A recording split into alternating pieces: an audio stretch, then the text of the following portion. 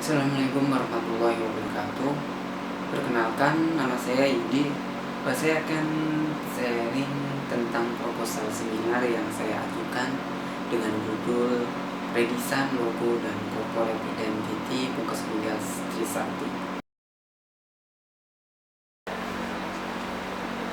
Tema perancangan. Untuk tema perancangan, saya memilih tema estetika, di mana eksperimen bentuk mulai dari konsep perstrukturan baru, komposisi baru, dan pengembangan proporsi dieksplorasi. Tema ini dipilih karena desain logo yang sebelumnya kurang memenuhi standar pembuatan logo mulai dari komposisi, bentuk, dan estetika, sehingga logo sulit diaplikasikan ke dalam media yang berukuran kecil.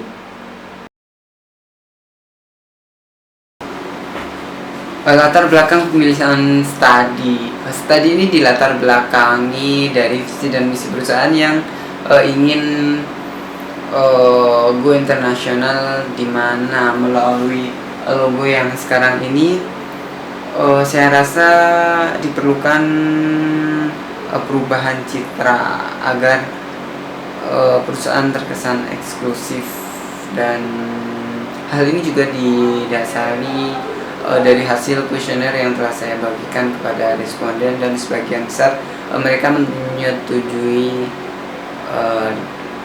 redesign logo tersebut. Selanjutnya adalah muatan lokal dalam karya desain. Dalam karya desain dibutuhkan muatan lokal untuk menjadikannya sebagai ciri khas suatu desain. Saya memilih muatan lokal yaitu gotong royong, di mana bangsa Indonesia sudah terkenal semangat gotong royongnya dan sudah diakui dunia sejak zaman dahulu.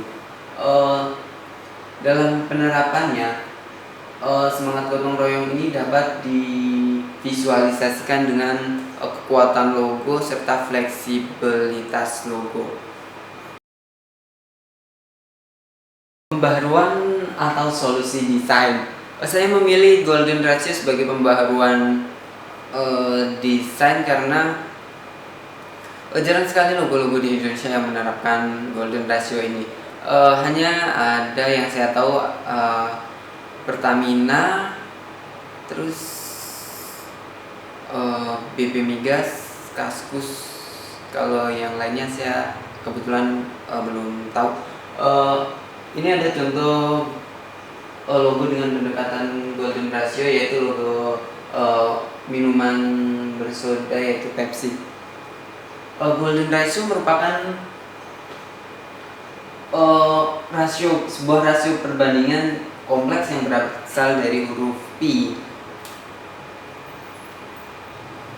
Dia menggambarkan suatu set figur geometrik yang di dalamnya ada garis, segi empat, dan spiral. Figur-figur tersebut jika digambarkan sesuai dengan the defined proportion dianggap sebagai bentuk yang sempurna dan paling memuaskan secara estetis.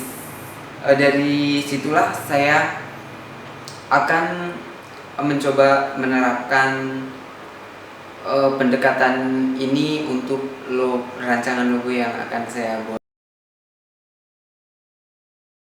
Selanjutnya adalah perwujudan dalam bentuk karya desain. Untuk menghasilkan suatu desain yang extraordinary diperlukan penggalian ide yang sangat dalam, sehingga perwujudan dari desain dapat dilakukan secara maksimal dan menghasilkan hasil yang optimal. Hal-hal diantaranya adalah saya akan mencoba mencari ikon-ikon yang sesuai dengan jenis perusahaan, karena orang akan mudah mengingat sebuah gambar atau ikon daripada tulisan. Yang kedua adalah pembuatan font yang berbeda namun berkarakter dan bersinergi dengan perusahaan. Yang ketiga adalah melakukan pendekatan golden ratio agar logo mempunyai kesempurnaan proporsi dan memuaskan secara estetik. Originalitas state of the art.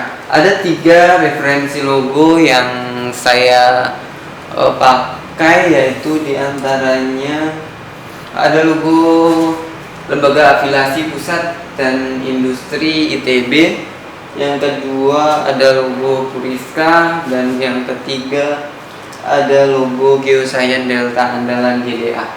Ketiga logo ini yang akan saya jadikan sebagai referensi dalam perwujudan karya desain. Selanjutnya adalah referensi dan inspirasi. Ada 3 referensi logo yang saya cari, yaitu logo British Petroleum, Pertamina, dan logo Shell. Saya memilih logo BP sebagai referensi dan inspirasi karena dia memiliki visi dan misi yang kuat sebagai perusahaan yang tidak hanya bergerak di bidang oil and gas, tapi dia juga mengembangkan energi surya yang dia visualisasikan dari logo dia, matahari dan warna-warna yang mendukung. Yang kedua adalah logo Pertamina, di mana logo yang sebelumnya adalah logo kuda laut yang kemudian diredesain dengan hasil yang simple dan memorable. Yang ketiga adalah logo Shell, di mana logo Shell dia selalu konsisten dari awal penciptaan sebuah logo. Dia menggunakan stilasi sebuah kerang yang kemudian di minimalis sehingga terjadilah logo Shell sekarang ini.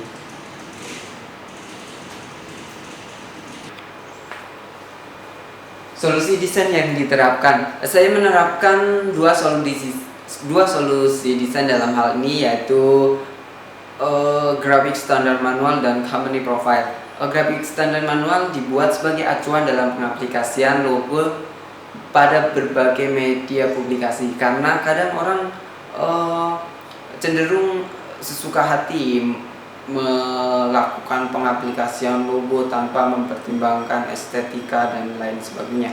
Terus company profile. Company profile ini dibuat sebagai solusi untuk memperkenalkan perusahaan kepada klien, di mana melalui company profile ini seorang klien dapat mengetahui sebagaimana perusahaan itu berkembang, serta image-image yang lain yang diperlukan oleh seorang klien. Selanjutnya adalah data perancangan.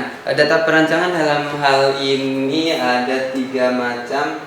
Yang pertama penelitian pustaka. Yang kedua penyebaran kuesioner, dan yang ketiga adalah peran serta. Dari peran serta saya mendapatkan sejarah dan visi misi sebuah perusahaan, kemudian permasalahan-permasalahan yang ditemukan, serta solusi-solusi yang kemudian akan saya terapkan. Ini sketsa awal mind mapping.